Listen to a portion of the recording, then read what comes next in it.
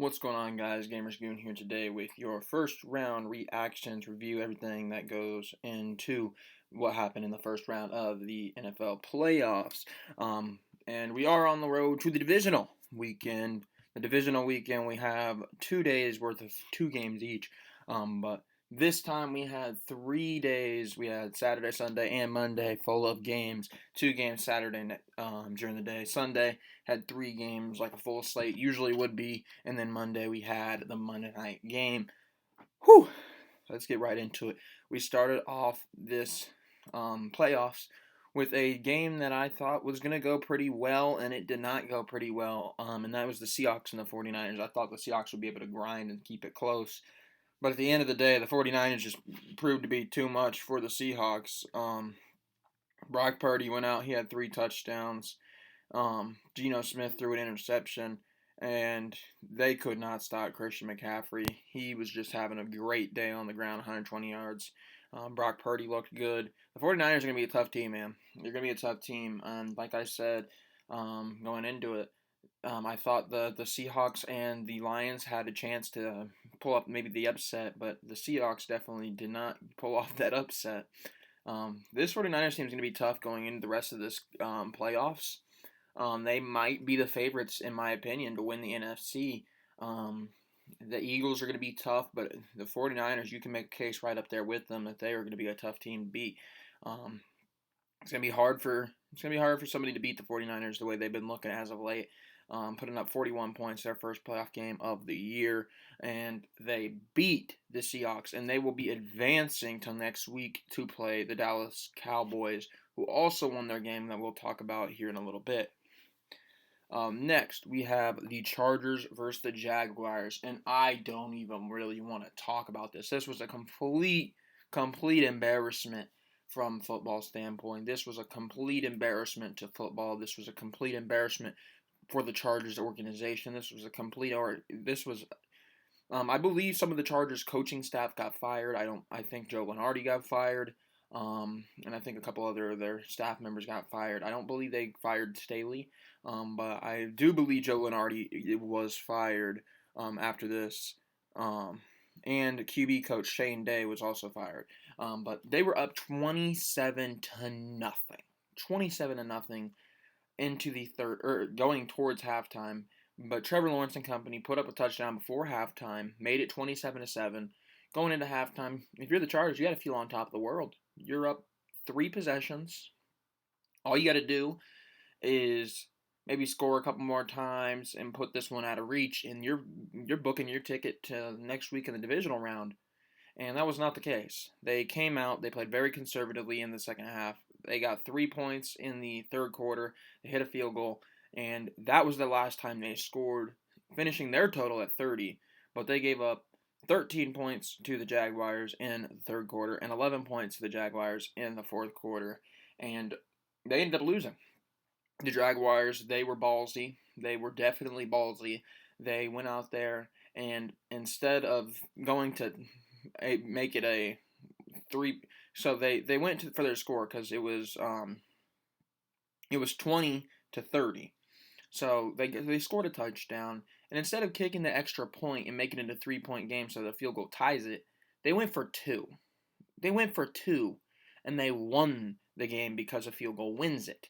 There was a 4th down call in the fourth quarter that was absolutely brilliant. It was about 4th and 1, a little outside of field goal range, and everybody in the world thinks that Trevor Lawrence is either going to run it or something like that's going to happen. And they give a handoff to here's how deep in their bag they went. They handed it off to ETN, and while nobody was really expecting it just because of the way they were lined up, it ended up getting them a first down. It was a very ballsy call.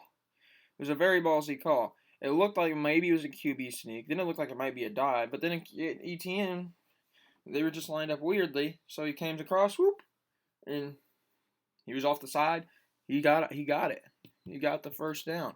And then it was just a clock management problem. And All they had to do is kick the game-winning field goal, and that's exactly what the Jaguars did. They kicked the game-winning field goal, and you saw scenes of Trevor Lawrence running down, all happy. You saw scenes of the Chargers sidelines. I was like, "What just happened? What just happened to us?" So the Chargers choked a 27-point lead. I believe they said it was the third largest playoff choke of all time. But that is embarrassing, man. You can't go and lose a 27-point lead. That is absolutely embarrassing. They had 4 interceptions before halftime, 3 of them from Asante Samuel, and they lost. They lost. That's absolutely insane. And then we had a game, probably one of the best games in the whole wild card round. Believe it or not, Skylar Thompson, the Dolphins' third string quarterback, going up against Josh Allen, one of the guys that has been a Pro Bowler for the last few years. Josh Allen, he came out and early on he was doing okay. Early on they were doing fine, but then the turnover started to become a problem. He fumbled the ball twice. He was sacked 7 times. He threw 2 interceptions. The Dolphins came to play. Early on, it was after the end of the first quarter. It was 14-0. I think it got up to 17-0 actually. Before the Dolphins started to score, and they hung around. They hung around. Props to them. Their defense kept them in it. Um, they only gave up 17 points after about the halfway point of the second quarter. Um, and they put up 31. They did a good job. But you could just tell that the Dolphins were playing with house money. They really were. They were banking on a third string quarterback winning this game, and it almost happened. It almost happened. But I think they go into this game with Tua Tagovailoa. They go in this game with Teddy Bridgewater. It doesn't matter the result of this specific game, but I think they have definitely the possibility to win the game. I think even though the Buffalo Bills won this game, the way that the Buffalo Bills were playing, the Dolphins would have been advancing. The Dolphins would have been advancing. The Bills did not look good. The Bills scraped by, but they did not look good. The Bills, they got to figure it out quickly because turnovers have become a problem for them late into the season, and they're letting teams hang with them. And a team with their third string quarterback should not be hanging with the offense that the Buffalo Bills have. They just shouldn't. They should not. So they will be advancing to next week to also play on Sunday against the Bengals, who won their game. But we'll talk about that in a minute. Then we get to the Giants and the Vikings. This was a game that I thought could end up being underwhelming because both of these teams have struggled at points this season. The Vikings, one of the only teams in the NFL to go into the playoffs with a negative point spread on the season. That is not good when you are a 12-win team. Or how many wins did they have? They had 13 wins going into this game. 13 wins. And they had a negative point spread. That's crazy. The Giants, on the other hand, once again, I said they were in the same spot as the Jaguars, same spot as as some of these other teams. They really weren't expected to be here, but they were playing with house money, and the Giants definitely did play with their house money because they won 31-24. The Giants, they got off to a good start, and then pretty much did their thing for most of this game. The Vikings really just, they didn't have a good game. Like, you look at it, on the Vikings side, TJ Hawkinson had a great game, 129 yards. But you look at their number one receiver, Justin Jefferson, he had 7 receptions, failed to get 50 yards. Adam Thielen, 3 receptions, he only had 50 yards. Dalvin Cook, 15 carries, only 60 yards. For the most part, this Giants defense was doing their thing. They were doing what they needed to do, and they were stopping them.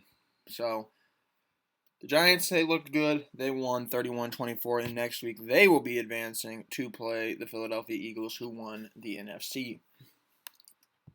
Then we get to a rivalry, the Ravens and the Bengals. We got Huntley going up against Burrow, and for a lot of this game, it looked like we might have an upset on our hands. I mean, it was about 17-9 or something like that for a period of time, 17-10, something like that. And The Bengals ended up tying it up 17-17, but I can't believe this either. I still can't believe this. The Ravens were on the goal line, looking like they're going to take a 7-point lead in the fourth quarter, and Huntley goes to dive over the top. The ball gets popped out when he's diving, and right into the hands of Sam Hubbard. Sam Hubbard took that all the way back, and he took it 98 yards for a touchdown, and I could not believe my eyes because I have not seen a defensive lineman run the length of the field for a touchdown in a while. I can't tell you the last time I've seen that happen. I really can't. That was really impressive.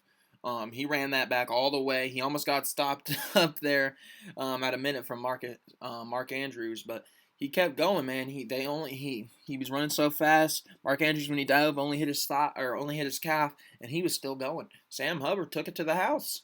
Took it to the house. He immediately goes back to the sideline and puts the oxygen mask on, but he took it to the house, man. You got to give props to him. The Bengals ended up winning that game because of that play. And the Bengals, like I said, will be going into Buffalo next week. And a highly anticipated rematch after the unfortunate situation that happened last time they played. But the Bengals, Buffalo, we're going to end up getting that match in Buffalo this time. But I think there's going to be a lot of eyes on that game. It starts at noon my time, which means it's about 2 o'clock everybody else's time, or 3 o'clock if you're East Coast. But it's going to be a highly anticipated rematch. Very much so. Next, we have the Cowboys and the Buccaneers, and as I already mentioned, the Cowboys won this game. It was only a 17-point game, but it really wasn't a 17-point game. The Buccaneers could not do anything. They really couldn't. It just was not good. Shout out to Russell Gage, though. He did get injured late in that game. I believe something to do with his neck. But I think I saw a report this morning that said he was able to move some of his extremities, so that is a good sign. But shout out to him. Hope he's get better quickly. But the Cowboys, while they did win 31-14, it felt like it was definitely more than that because they held the whole game. They just dominated this game. They really did. They really did.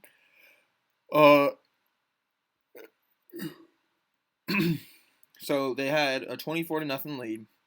And it was 24-7, or 24-6, my bad.